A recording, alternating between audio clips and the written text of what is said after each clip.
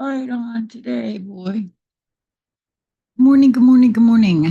This is Sheila Corona. Welcome to the channel. I believe we're live on Sassy Seer Sheila today.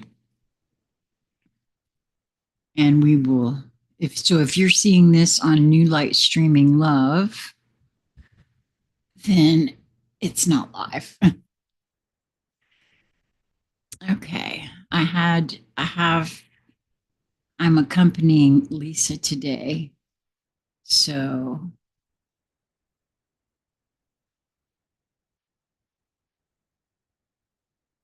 yeah, there we go. Wait. Trying to pull it up. There we go. Okay. So I did not do a live yesterday at all. I had have been having quite a bit of pain. I know that there's a lot going on the planet as far as, like energy from the sun interacting with the planet. I keep seeing things about portals opening up, and everybody seems to be talking about new energy beginnings of things. Um, I I laid down for a meditation day before yesterday and surrender the idea you can fix someone. Yeah, I'm only trying to fix me, so this must be for someone who is either here now or who will be here and listening to this in the future, as I know this to be a true fact. It's time for a relationship to shift.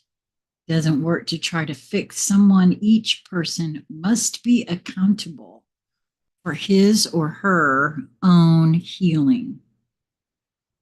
I'm very well aware of this.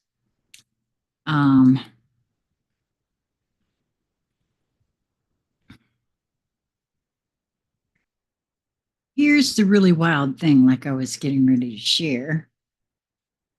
During that meditation, I keep seeing this, or I'm being reminded of this. I think it was something on Instagram that Lisa shared with me a couple of days ago. A gentleman, I don't have any idea who he was, having an experience in his house by himself, just him and his dog.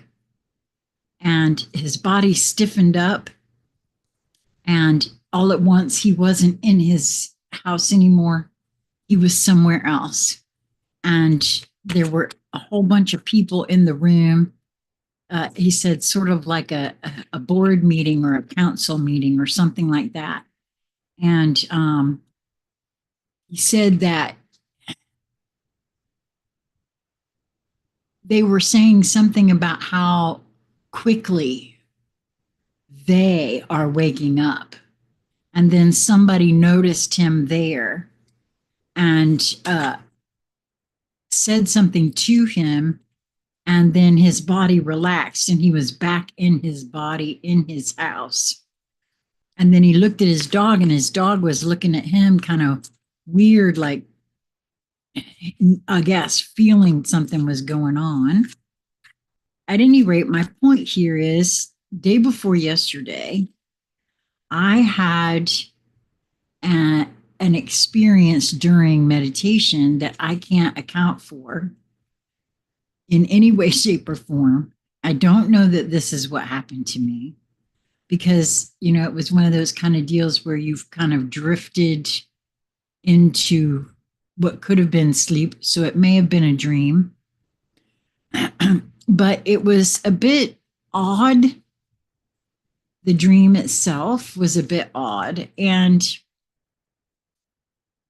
I really can't remember anything about it except for the experience that seemed to be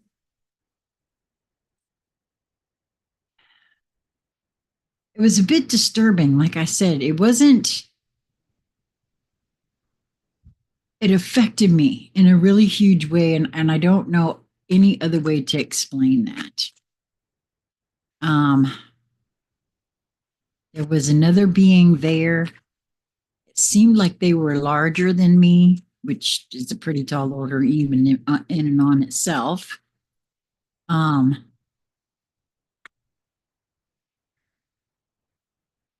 I don't know what to. I really do not know how to explain that. But then I learned from Crystal that she had a dream very similar, a dream or an experience very similar to what I was describing. And we're hoping to be able to have a conversation about that. And I'm just wondering, is there anybody else feeling this kind of thing? Are you having some things like that happen? What are you noticing right now? Because there's, like I said, I know there's a lot of weird energy.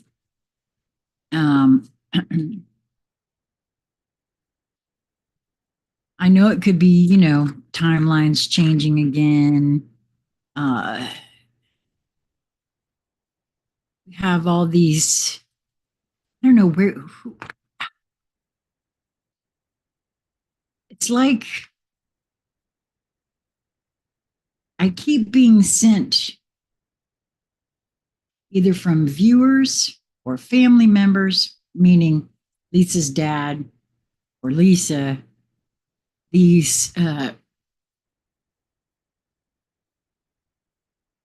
some of these folks that are having interactions with AI and they're asking questions, and the AI seems to be very focused on the ascension or the esoteric.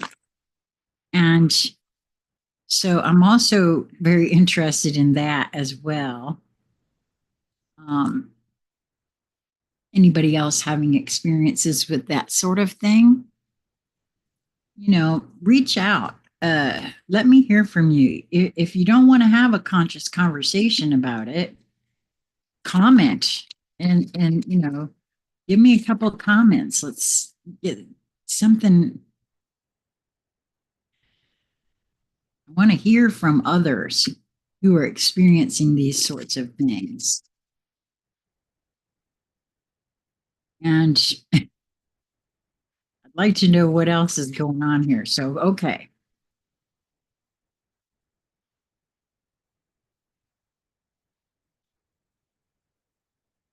If everything is happening everywhere all at once, right?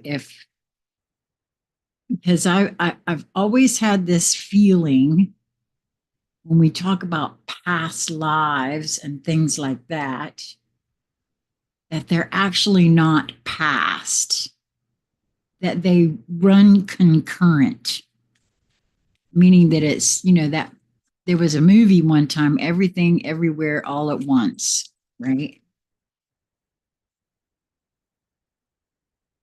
Never crowd on the leading edge. Never a crowd on the leading edge. Honor those who honor you. Okay.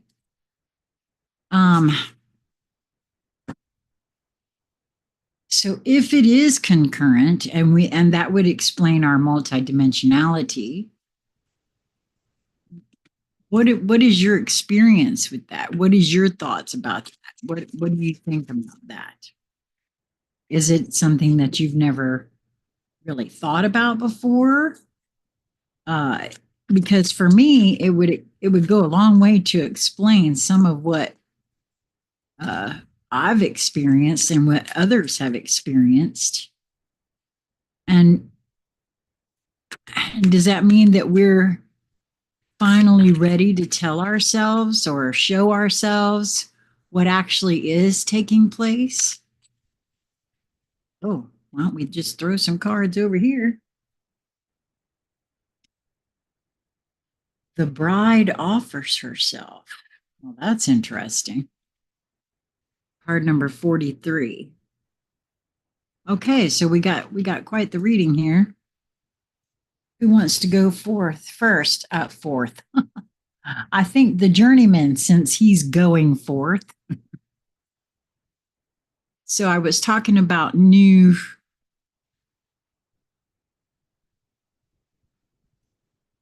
How everybody's talking about the new, right?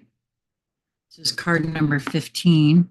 That's a 6 numerologically, which is all about balance, love, and harmony. The key words for the journeyman are adventure, independence, polishing of skills, and travel.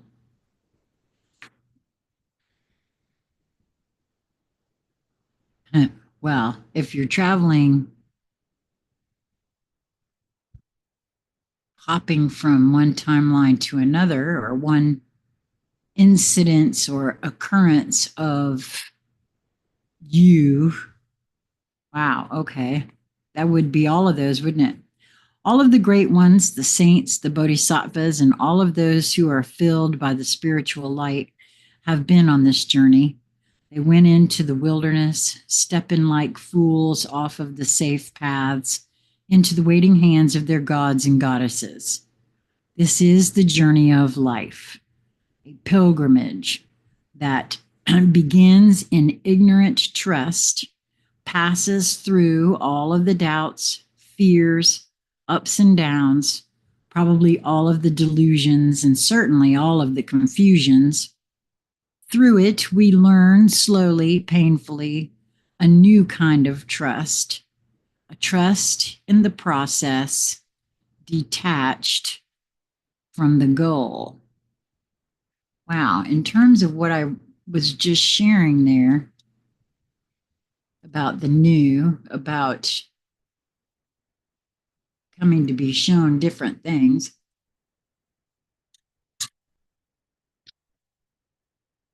Highly interesting. Our young Oginus journeyman, bless him, is stepping out on the journey of life, positively glowing with enthusiasm. Even his toes sparkle. Bright, handsome, and educated, he has completed his apprenticeship in fairy crafts and magics, but he has not yet achieved true mastery of his trade. To accomplish this, he must leave the protection of his master and step out onto his path as an independent journeyman craftsman. He is testing himself and his knowledge in the world. He hopes to eventually achieve the status of the master maker.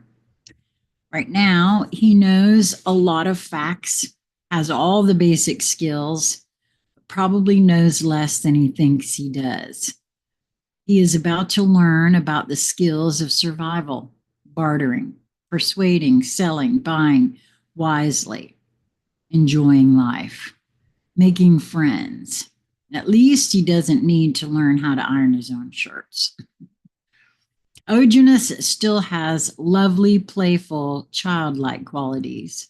An Oracle online group member notes that Oginus is playing balance the ball on a stick with the moon, and adds that he seems to have no constraints, sets no boundaries on what he can do.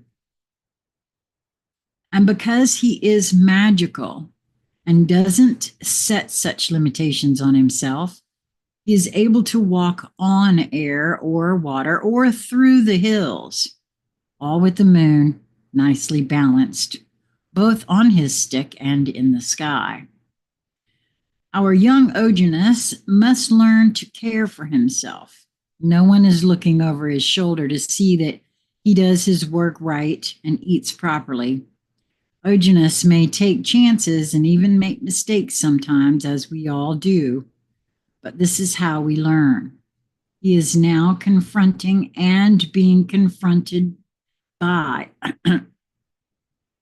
the real world. Here, he will discover that excuses don't buy bread and that the quality and integrity of one's work and actions are what counts. But he has been well taught and pretty well knows this already. Don't tell him I told you, but Oginus sometimes wears a false mustache. hoping that it makes him look more mature. He has romantic dreams of being a great hero, of becoming the supreme master of his craft, and of winning a fairy princess. Some of these dreams will come true, perhaps even all of them. Here we see an innocent being walking trustfully into a situation for which he is not fully prepared and indeed cannot be fully prepared, or for which his preparation is as yet untested by reality. He is innocent of previous practical experience of the path he is now treading or the realm of life into which he is moving. This card could be called Innocence Encounters Reality, which is by no means a bad thing. His fairy godmother is lurking somewhere, just out of his sight, as fairy godmothers tend to do. Her expression is both gleeful and worried. Her hair is already whiter than it was before he began, and she is keeping her wand fully charged at all times. Although this is his journey and he must undertake it himself, almost everyone needs and is given a little fairy godmothering from time to time. Good natured innocence attracts fairy guardians. It attracts helpful beings on all places, on all planes, and in all worlds. It may also attract those who would abuse that innocence. But as long as our intentions are good, our guardians will offer good guidance. We are blessed and cared for if we allow ourselves to be. The world is before Ojanus with smiles and teeth. Ojanus has optimism, cheerfulness, magic skills, and a diligent fairy godmother. Ojanus grows within us when we step bravely into the unknown, developing our potentials with hope and optimism and an open heart. Well, that's kind of interesting given what I said before this card even came out, that there seems to be a lot of folks claiming that we're in a whole brand new place now yet and again as far as the energetics are concerned. Adventure, independence, travel, a long path ahead, we hope. This card speaks to the need to perfect skills in working and living, but it acknowledges having a sound grounding in the basics. Optimistic, innocent, and willing to learn, Ojanus also shows us that intuition serves us well, but only if we pay attention to it. Sometimes we are operating from theory alone, and our knowledge, well, I think a lot of it is theory alone. We get new information all the time, but if we're really trying to prove something to ourselves one way or the other with bias thinking, right? This card does not necessarily refer exclusively to beginnings. It can also signify a progression along a path, moving into the unknown from the known, a new phase in an ongoing process. Card may also represent untested concepts or ideas and suggest a need for balance between the intuitive and the rational as one approaches the unknown. Consider where you are going. What are your long-term goals? What are you doing that is helping you to move toward them? All good questions, especially given what I experienced. I think this one wants to come next from the Hero's Journey Dream Oracle, card number 29, which is a and 11 numerologically. Never a crowd on the leading edge. Honor those who honor you. Don't you hear it? She asked, and I shook my head no. And then she started to dance, and suddenly there was music everywhere, and it went on for a very long time. And when I finally found words, all I could say was thank you. It's a quote from somebody named Brian Andreas. The message: from time to time along your hero's journey, you will serendipitously encounter fellow travelers with whom there are sparks of resonance. It is always a thrill to discover you are exploring similar areas of fascination and thus uncovering similar revelations within the same parenthesis of time. In these moments, allow yourself to be heartened and validated, reassured, and invigorated. You don't need throngs of people standing shoulder to shoulder with you or cheering you on to be infused with strength and inspiration. There is never a crowd on the leading edge. So if you meet only one kindred soul on your path, consider yourself lucky. Nurture your support. I think that's a specific message to me because, so far it's been very few and far between as far as folks who are willing to interact in this manner, especially in person. There doesn't seem to be. I'm very fortunate that Lisa and her family moved here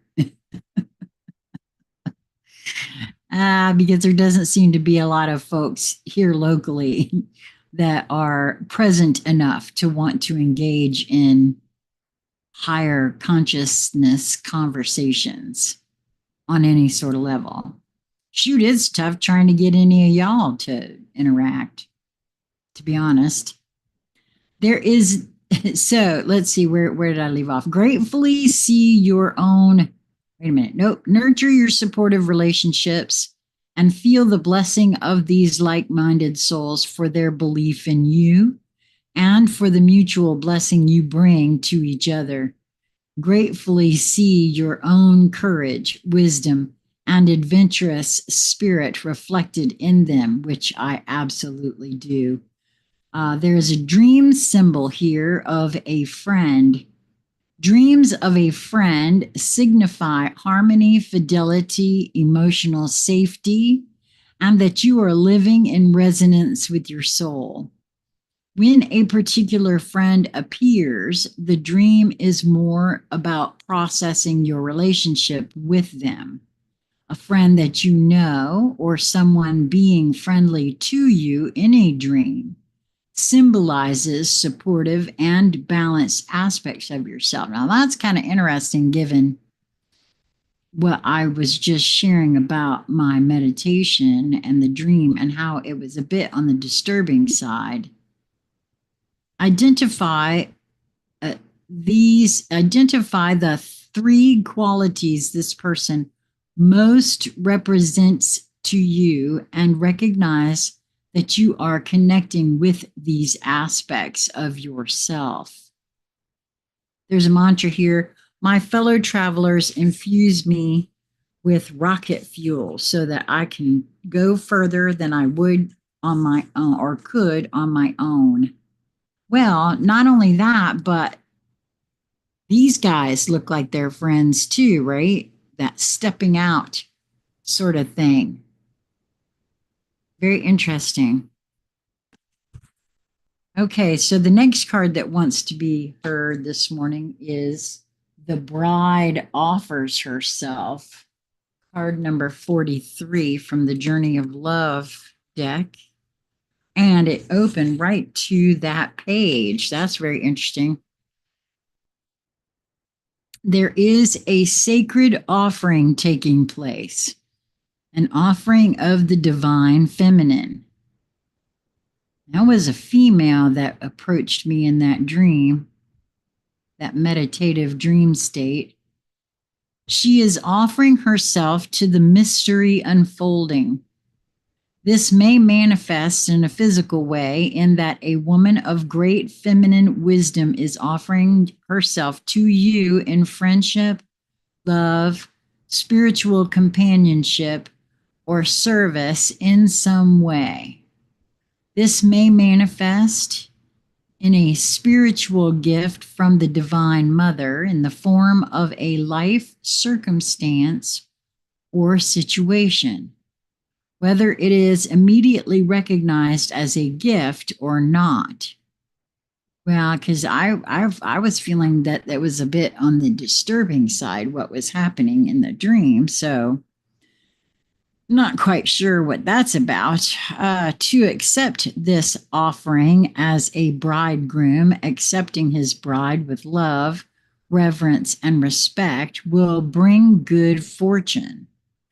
This oracle offers you a message. Accept what is being offered now, whether through challenge or an easing of the way forward. There is a gift of grace from the divine feminine reaching for you now. Allow her in and be blessed. This oracle also heralds a time of importance in relationship. You have been revealing yourself and not being afraid of who and what you are, sharing yourself in willingness to connect. Your vulnerability and beauty is acknowledged and will attract the response you need at the perfect time and in the perfect way. Every bride shall have her bridegroom. How careful we must be close. How careful we must be close. How fragile we must feel. How sad not to be when someone is real.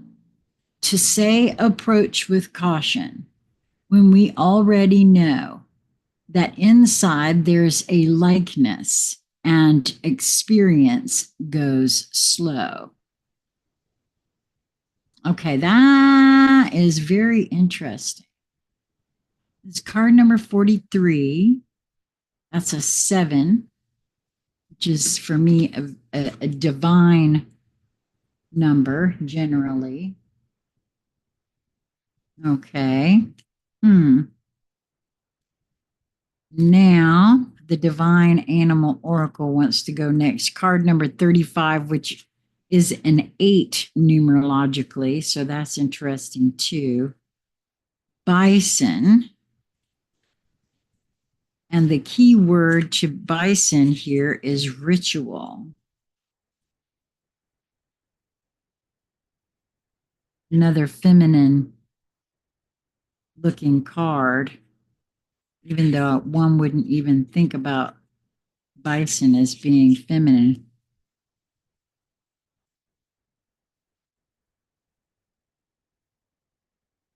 Okay.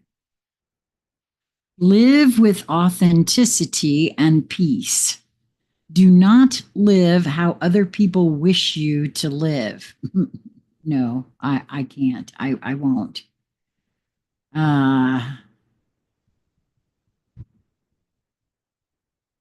Your life is yours. Bringing the peace of ritual into our lives can heal us. Nourish yourself and develop habits that are beneficial and useful for you and your family. The mythos. The chief of the Lakota tribe was trying to lead his people through a time of great famine. The buffalo had deserted them, and no rain had fallen. He decided to send out 2 strong scouts to look for food. As they traveled through difficult country, they found little, but they kept going. As they walked, they saw a lovely woman dressed in shining white upon the horizon. One of the scouts immediately lusted after the woman and shared with his companion that if she was as beautiful close up as she looked from afar, he would seize her as his wife. The other scout saw beyond any desire and thought the woman looked otherworldly and perhaps was a sacred being. He shared his opinion with his friend and warned him against offending the young woman. It was soon clear that the first scout would take nothing of the second scout's advice. The first scout tried to hug and kiss the woman, and quickly a thick white fog enfolded the two of them. Soon the cloud dispersed, and only the woman remained. The second scout became terrified and drew his bow in defense. However, the young woman soothed him in his own language and told him there was nothing to fear. As she allowed him to step closer, he saw the dry bones of his more impertinent companion. Again, the scout became afraid and drew his bow, and again the woman calmed him and explained that she was divine, Wakan, and that she would not be harmed by his bow. She introduced herself as Tisan Wee, white buffalo calf, and assured him that if the Lakota did all that she asked, they would have a better, more prosperous, and more peaceful life. White buffalo calf taught the Lakotas the right way to live and worship. She was also responsible for introducing the sacred pipe, the Shanupa, and the profound ritual that accompanied it. The animal. There are two kinds of bison, also known as buffalo, left on Earth: the American bison and the European bison, which is Bison bonasus. They are all herd animals. The American bison is native to North America, with a huge range that once extended right across America and into Mexico. They were a plentiful and key animal for the indigenous peoples, gifting them fur, pelt, horn, bones, and meat. These indigenous societies, particularly the Great Plains First Nations, moved seasonally according to where the bison would roam, so meat would be readily available even in extreme conditions. Bison were hunted close to extinction during the 19th and 20th centuries by white settlers. This massive slaughter was most often for pelts, since the bodies were simply left on the plains to rot rather than being used honorably. There is also solid evidence that indicates there was a colonial strategy to kill as many bison as possible to inflict ongoing damage to the Indian people who relied so heavily on these animals. Happily, the bison is making a comeback both in Europe and in the United States, and herds are protected in places such as Yellowstone National Park.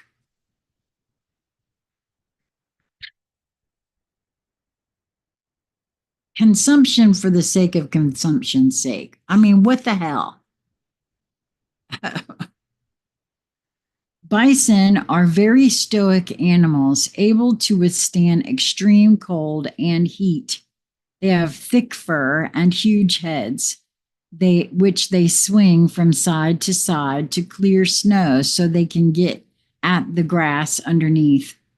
American bison range from about 2 I guess that's meters, 2 meters to 3.5 meters in height. Although they look slow and ungainly, they are not. And they are capable of running at 65 kilometers an hour and jumping 1 meter. Their babies are born with a distinctive red hue in spring and are referred to as red dogs. The magic. The magic of the bison is an ancient one that asks us to put aside the everyday and connect with the natural world and that of the spirits. Having everyday rituals is an important touchstone for mental and spiritual health. Keeping to good and positive ritual and habits for ourselves is something with which the bison can help us. Symbology: horns, milk, humped back, woman dressed in white buffalo skins. The status: near threatened and vulnerable. That's very interesting. Because I'm feeling, the ancestors in this one, right? I mean, which tomorrow I won't be doing any readings tomorrow, Saturday or Sunday. I might do one late Sunday, but I will be holding space for a friend who is taking part in an ancestral ecstatic dance, and so I'll be in a meditative state for that entire time. Okay, so the last card, and that's because of this alchemy elementals, because it was just too much last Wednesday, and if you want to know about that, it's in the reading I did after, which probably a week ago today. So water, waterfall, earth is on page 54. So that's a 9 numerologically. This is card 40. So it's a foundation as well, foundational card.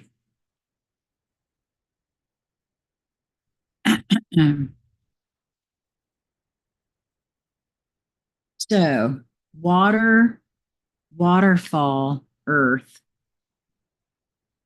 There is time for solitude, just as there is a time to commune with others. Your tribe is calling you to join in their revelry. Now, that's kind of interesting, given this card, and also given what I just said to you about because I was asked to do that, and I knew immediately that I was to do that, because it has to do with my being holding the space for my friend, but also joining into this sort of ritual, if you will, that has to do with my own ancestors, her ancestors, the ancestors. I don't know how to explain that, but that's very interesting to me.